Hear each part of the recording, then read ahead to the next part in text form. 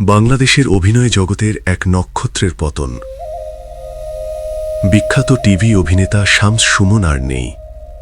৯০-এর সেই পরিচিত মুখ, টিভির পর্দায় যাকে দেখলেই ঘরের সবাই এক মুহূর্তের জন্য চুপ হয়ে যেত। তিনি ছিলেন শামস সুমন।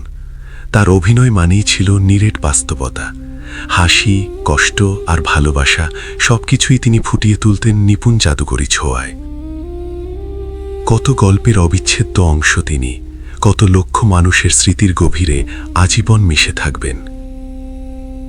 আজ পর্দার সব আছে, সেই পুরনো গল্পগুলোও আছে, শুধু সেই প্রিয় মানুষটা আর নেই। চোখে ভাসে, স্মৃতিতে ঝিলিক দেয়, কিন্তু আর কখনোই তাকে নতুন করে দেখা হবে না। অনেক কিছুই আছে আজ, শুধু শামস সুমন আর নেই। বিনম্র শ্রদ্ধা।